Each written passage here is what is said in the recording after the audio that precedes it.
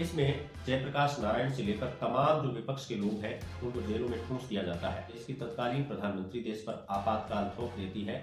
नेहरू राजीव गांधी को सलाह देते हैं कि माइनॉरिटी के लोग हमसे नाराज होते जा रहे हैं। नमस्कार, मैं कमल किशोर पीपलवा आप तमाम दर्शकों का हार्दिक अभिनंदन करता हूं। राम जन्मभूमि आंदोलन की पृष्ठभूमि और विकास यात्रा पर हम पिछले कुछ वीडियो में चर्चा कर रहे थे। प्रस्तुत है अगला अंक जो कि 1970 के बाद का है। 1970 और 80 के बीच एक महत्वपूर्ण घटना हमारे देश में आपातकाल की घटती है। 26 जून 1975 को देश की तत्कालीन प्रधानमंत्री देश पर आपातकाल थोप देती है, जिसके चलते पूरे देश भर में कांग्रेस विरोधी लहर का निर्माण होता है। इसमें जयप्रकाश नारायण से लेकर तमाम जो विपक्ष के लोग हैं उनको जेलों में ठूंस दिया जाता है। इन परिस्थितियों में ही बाद में 1980 तक आते 6 अप्रैल 1980 को भारतीय जनता पार्टी की स्थापना होती है और इसके पहले अध्यक्ष बनते हैं अटल बिहारी वाजपेयी। 1980 के दशक में विश्व हिंदू परिषद, शिवसेना, राष्ट्रीय स्वयंसेवक संघ और बजरंग दल पूरे देश भर में राम मंदिर को लेकर जन जागरण का अभियान चलाए हुए थे। इसी दरमियान अप्रैल 1984 का वर्ष आता है। अप्रैल 1984 में विश्व हिंदू परिषद दिल्ली में एक धर्म संसद का आयोजन करती है और धर्म संसद में अशोक सिंघल, जो कि उसके इंटरनेशनल प्रेसिडेंट थे, ऐलान करते हैं कि पूरे देश भर से कुछ शिलाएं मंगाई जाएगी, कुछ ईंटें मंगाई जाएगी और एक रथ यात्रा निकाली जाएगी, जो रथ यात्रा सीतामढ़ी से अयोध्या तक पहुंचेगी।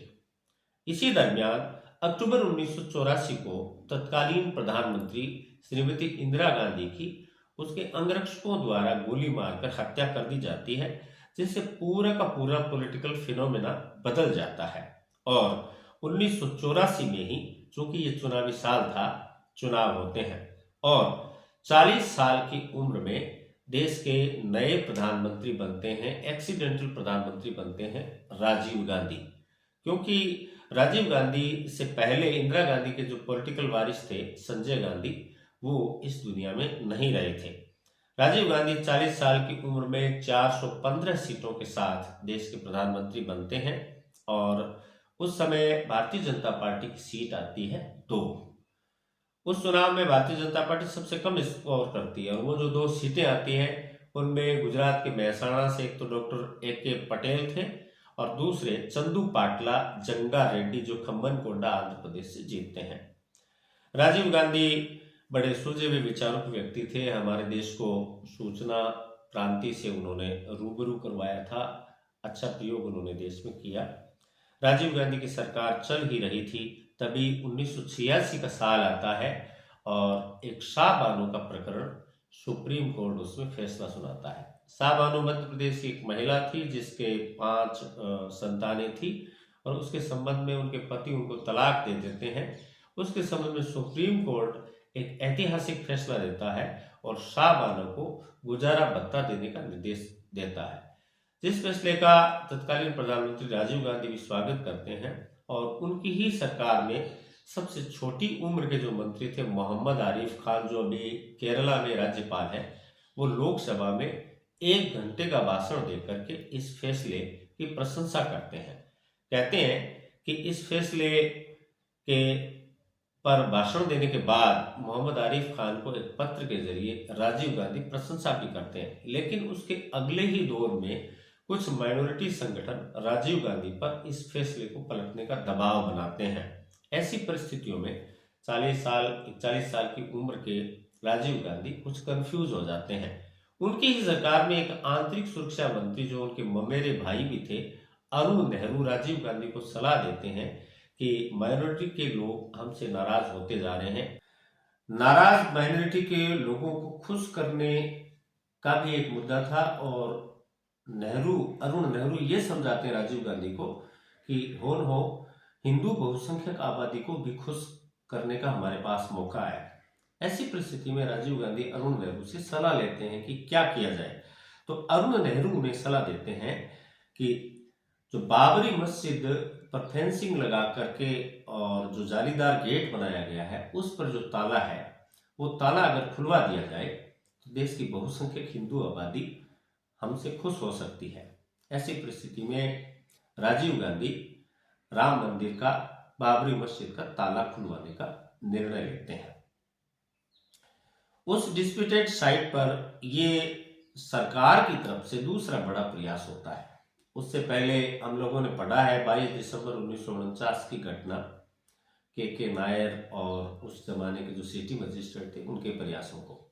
ये सेकेंड प्रयास था जब केंद्र सरकार इस बारे में गंभीरता पूर्वक सोच रही थी। केंद्र सरकार ने एक तरफ ये फैसला लिया कि राम मंदिर के ताले खुलवाए जाएंगे। इसके समानांतर दो घटनाएं घट रही थी।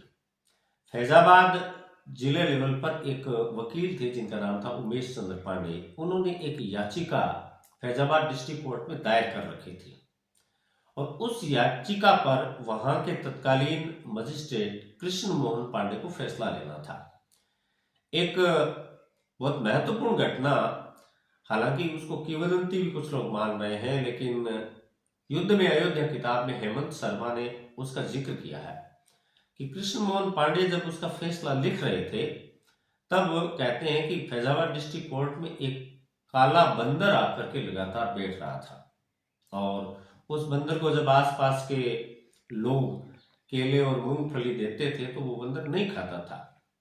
शाम को घर लौटते वक्त जब तत्कालीन जज मजिस्ट्रेट उसकी तरफ देखते हैं बंदर की तरफ, तो कहते हैं कि उसमें हनुमान जी की उन्हें छवि दिखाई देती है और वो घर लौट आते हैं। जब घर वो पहुंचते हैं तब वही काला बंदर वहां उन्हें मौजूद मिलता है।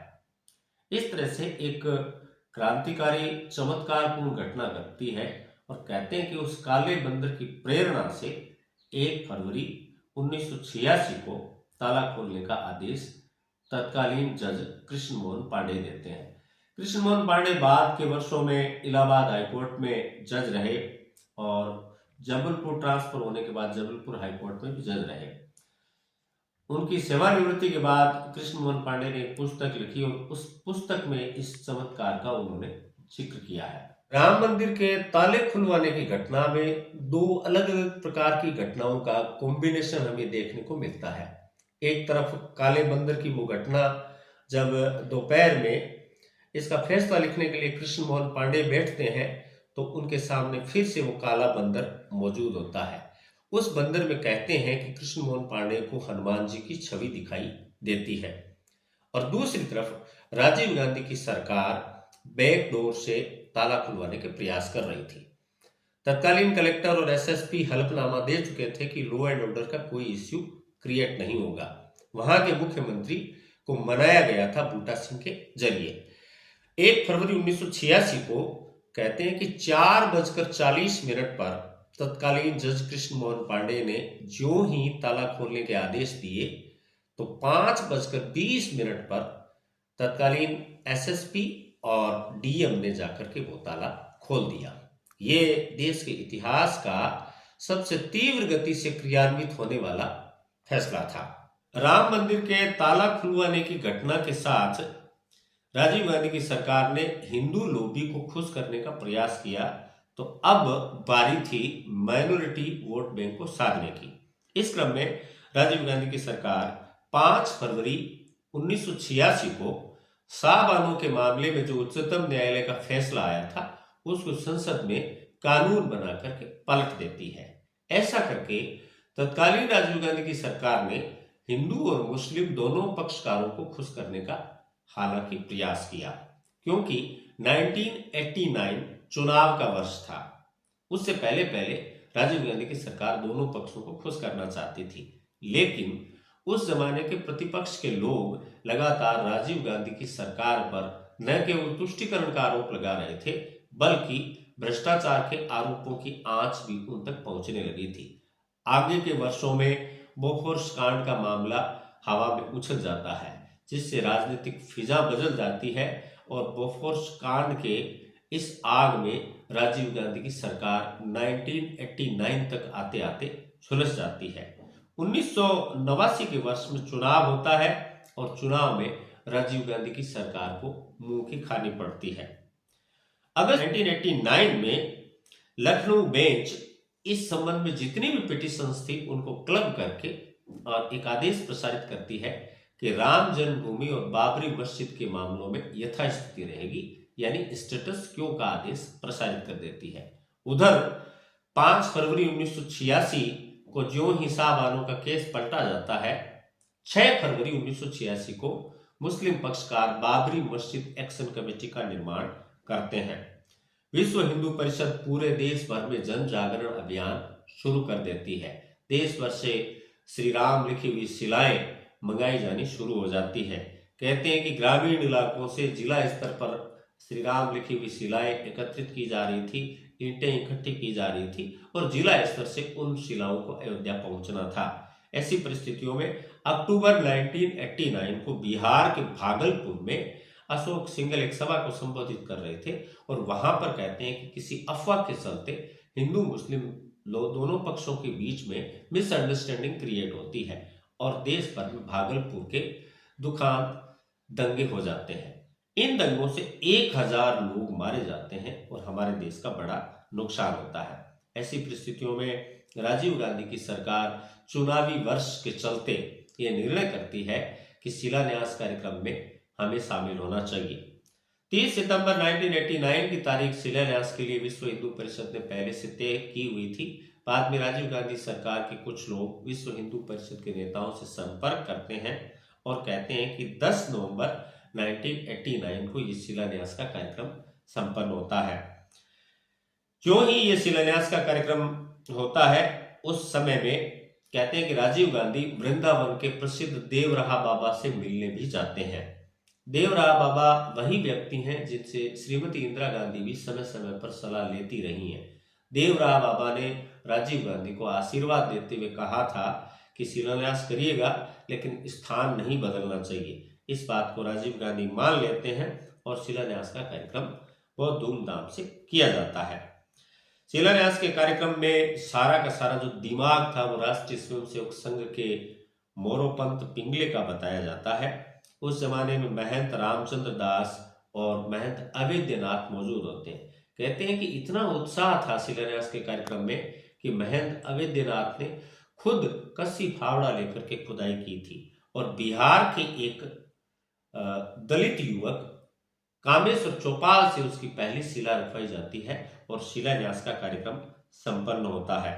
और राजीव गांधी 1989 के वर्ष में अपने चुनाव अभियान की शुरुआत भी फैजाबाद से ही करते हैं और राम राज्य का नारा देते हैं। ऐसी स्थितियों में हिंदू मुस्लिम दोनों पक्षकारों को खुश करने का प्रयास राजीव गांधी करते हैं। उधर बोफोर्स कांड के भ्रष्टाचार का मामला भी देश की फिजाओं में तैर रहा था और चुनाव होते हैं। 1989 के चुनाव में भारतीय जनता पार्टी, जिसको 1984 में मात्र 2 सीटें मिली थी, 1989 तक आते आते 85 सीटें भारतीय जनता पार्टी प्राप्त करती है और कांग्रेस जो 415 सीटों के साथ थी उसको 197 सीटों पर संतोष करना पड़ता है और देश में सरकार बनती है विश्वनाथ प्रताप सिंह की। नेशनल फ्रंट के साथ भारतीय जनता पार्टी और लेफ्ट पार्टियां अलायंस में होती है और विश्वनाथ प्रताप सिंह की सरकार देश में स्थापित हो जाती है। एक महत्वपूर्ण घटना 1975 से लेकर 1989 के चुनाव तक ये होती है कि राम मंदिर के ताले खुलवाए जाते हैं, राम मंदिर के शिलान्यास का कार्यक्रम भी होता है।